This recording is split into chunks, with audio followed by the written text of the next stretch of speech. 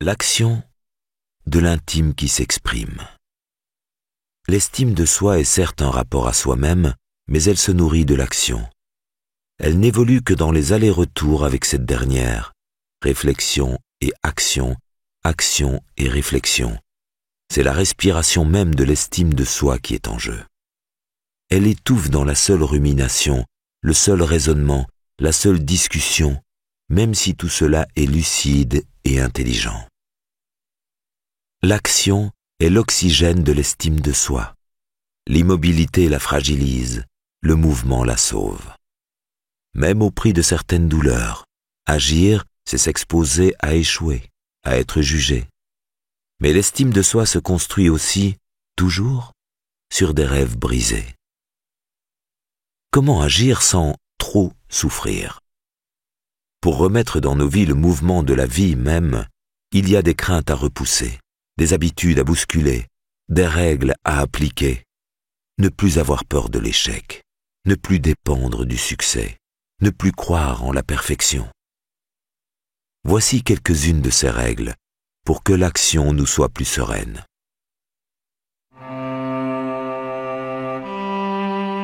Chapitre 33.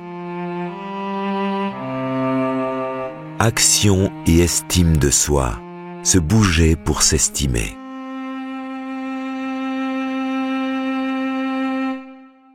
En agissant, on se trompe parfois. En ne faisant rien, on se trompe toujours. Romain Rolland. La souffrance psychologique prend parfois de drôles de formes.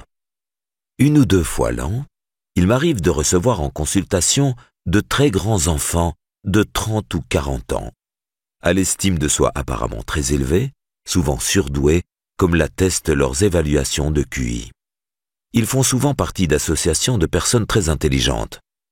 Mais leur vie est un échec. Ils ne se sont jamais lancés à l'aventure, n'ont jamais quitté le nid familial douillet. Ils ne se sont jamais frottés à l'action. Leur haute estime de soi n'est que virtuelle. Ils ont de grandes possibilités dont ils n'ont rien fait. L'accumulation de connaissances au gré des lectures, de ratissage de savoir sur Internet, parfois à la suite d'études qui n'ont jamais abouti à l'exercice d'un métier. Leur estime de soi en chambre souligne cette évidence. S'estimer n'a de sens que si cela sert à vivre. Et vivre, c'est agir, pas seulement penser. L'action est l'oxygène de l'estime de soi. L'estime de soi et l'action entretiennent des liens étroits dans 3 dimensions principales. La véritable estime de soi ne se révèle que dans l'action et la confrontation à la réalité. Elle ne peut se dessiner qu'au travers de la rencontre avec l'échec et le succès, l'approbation et le rejet. Sinon, ce n'est que du déclaratif, comme disent les spécialistes des sondages d'opinion. Nous ne sommes pas seulement ce que nous proclamons ou imaginons être. Nous ne faisons pas toujours ce que nous annonçons faire.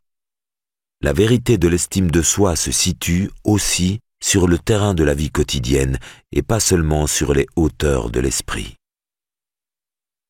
L'action est facilitée par l'estime de soi. Un des symptômes des estimes de soi fragiles consiste justement dans des rapports compliqués avec l'action. Chez les personnes à basse estime de soi, on la redoute et on la repousse.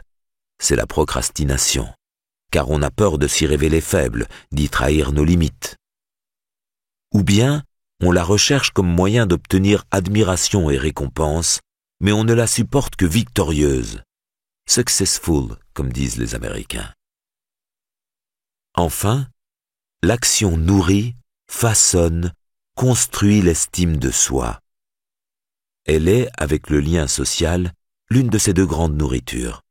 Et tout le reste n'est qu'autosuggestion, pour le meilleur et pour le pire. Un besoin fondamental, le sentiment d'efficacité personnelle perçue.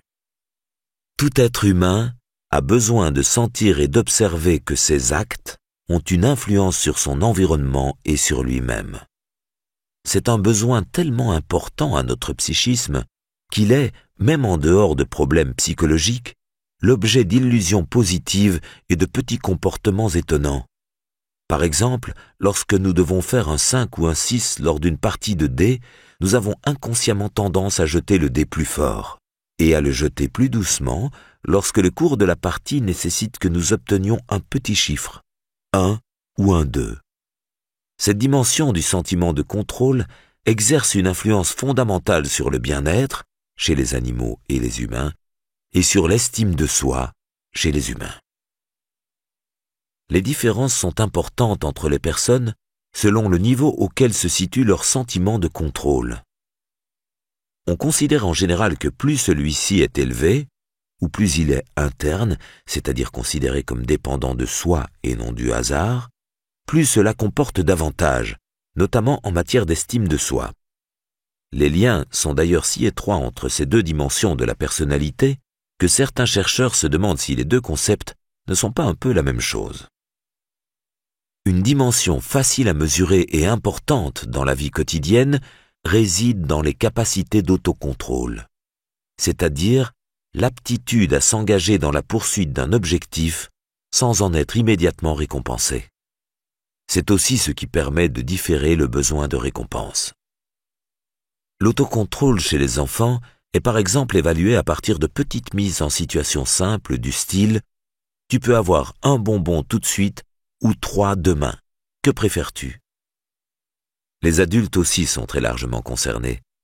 L'autocontrôle est ainsi impliqué, et très utile, dans de nombreuses situations de la vie quotidienne. Scolaire, réviser pour passer des examens, professionnel, travailler à sa carrière, comportement de santé, faire un régime, arrêter de fumer. Exercer un contrôle sur des détails de sa vie quotidienne, loisirs, tâches ménagères, est favorable au sentiment de bien-être et à l'estime de soi. Voilà pourquoi il est important, lorsque vous commencez à douter de vous, de ne pas renoncer à faire votre vaisselle ou à ranger votre appartement ou votre bureau. Dans un certain état d'esprit, en plus, nous le verrons. Renoncer à ces petits gestes de contrôle sur son environnement est l'erreur que commettent, sous l'effet de leur maladie, les personnes dépressives. À quoi bon, c'est dérisoire et inutile, et qui aggravent leur état. Je ne suis même plus capable de m'occuper de choses aussi simples. Même si l'influence de ces petits gestes est légère, cela représente tout de même une sorte de petite monnaie de l'estime de soi. Ou pour les amateurs, une sorte de tisane de l'estime de soi. Effet discret, mais réel, et caractère bio absolu. Tout ce qui va miner notre rapport à l'action est donc potentiellement toxique. Or, les problèmes d'estime de soi incitent souvent à des évitements et à des dérobades, nous l'avons vu. Les évitements sapent l'estime de soi et ne nous apprennent rien, tandis que l'action enseigne l'humilité. Ne pas agir peut nous rendre orgueilleux. Paradoxal ? En réalité, la non-action entretient l'illusion que, si nous nous étions donné la peine, nous aurions peut-être connu le succès. Illusion dangereuse et mensongère. Elle explique certains discours étonnants de sujets à basse estime de soi, en échec social, mais vivant dans l'illusion de leur grande capacité. Si seulement la vie était moins dure, les gens moins injustes, alors ils seraient reconnus à leur juste valeur.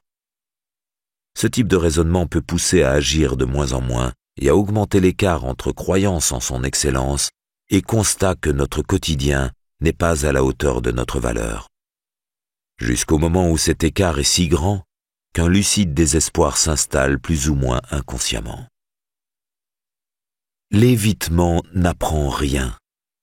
Il ne nous renvoie qu'à nous-mêmes, qu'à des choses que l'on sait déjà, que la vie est dure, que nous avons du mal, que cela aurait été dur d'échouer, que nous avons bien fait de ne pas y aller, que c'est tout de même dommage, etc. Seule la confrontation peut nous apprendre. Parfois, elle nous enseigne des choses douloureuses, mais elle nous instruit. L'évitement, lui, sape l'estime de soi. Et au bout du compte, quelle que soit la qualité de nos réflexions sur nous-mêmes, on ne se change que dans l'action. Bénéfice absolu de l'action sur la rumination. Dans je ne sais plus quel film, le scénariste Michel Audiard place cette réplique. Un con qui marche va toujours plus loin qu'un intellectuel assis. L'idéal serait sans doute d'être un intellectuel qui marche, mais la réplique serait moins drôle. On a de hautes pensées qu'en marchant, disait plus sérieusement Nietzsche. L'action et les leçons de l'action. Agir et tirer les leçons de l'action représente donc ce que l'on peut faire de mieux pour son estime de soi.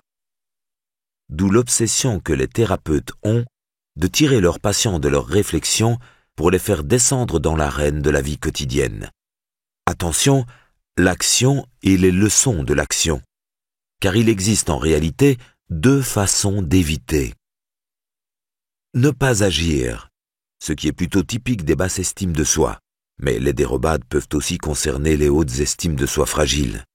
On ne peut ici tirer aucune leçon de l'action puisqu'il n'y a pas eu d'action. On ne réfléchit alors que sur ce qui se serait passé si. Ce qui privilégie les certitudes négatives et aboutit souvent aux réponses telles que « cela se serait sûrement mal passé, j'ai bien fait d'éviter ». Mais aussi agir et ne pas tirer les enseignements de l'action, ce qui est un comportement fréquent chez les sujets à haute estime d'eux-mêmes. Qu'il s'agisse des échecs, les défenses classiques consistent à ne pas s'en attribuer la responsabilité ou à en minimiser la portée, ou des succès, ne pas voir la part de chance qu'ils ont comportée ou ce qu'ils doivent aux autres. Devoir remercier pour une aide reçue ou exprimer de la gratitude est alors perçu comme une diminution de son mérite personnel, ce qu'une haute estime de soi fragile ne peut supporter. Entendons-nous bien, il ne s'agit pas de s'empêcher de savourer les succès. Il est légitime d'en profiter émotionnellement, mais aussi d'en tirer ensuite les leçons. Voir quelle est notre part et quelle est celle des autres ou de la chance ne devrait pas diminuer notre estime de soi, juste la rendre plus lucide et donc plus solide. Intelligence de l'action. Dans un de ses propos, le philosophe Alain proposait de choisir le demi-dieu grec Hercule comme symbole de l'intrication des rapports entre réflexion et action. Je prends Hercule comme le meilleur modèle du penseur. Il faut penser les objets afin de faire quelques changements utiles dans le monde. Si tu prends ta bêche, il faut bêcher la terre. Si tu prends ta pensée comme un outil, alors redresse-toi toi-même, pense bien. Rudyard Kipling, dans son poème If, suggérait quant à lui de penser sans n'être qu'un penseur. De leur côté, les philosophes antiques rappelaient volontiers la vanité des paroles et des enseignements qui ne seraient pas suivis d'une application immédiate et sincère dans la vie quotidienne. La leçon vaudrait d'être rappelée à certains de nos contemporains.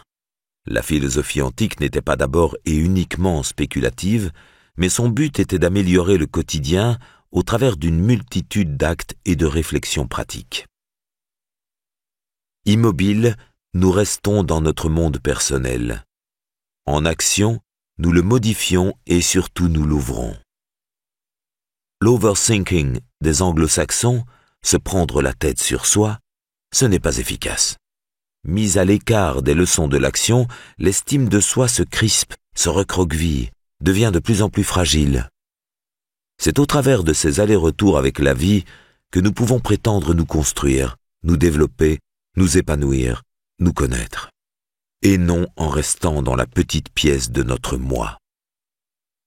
Se dérober au réel nous fossilise. Aller à sa rencontre nous permet de grandir. C'est l'action qui ouvre au monde, au lieu de seulement muscler l'ego.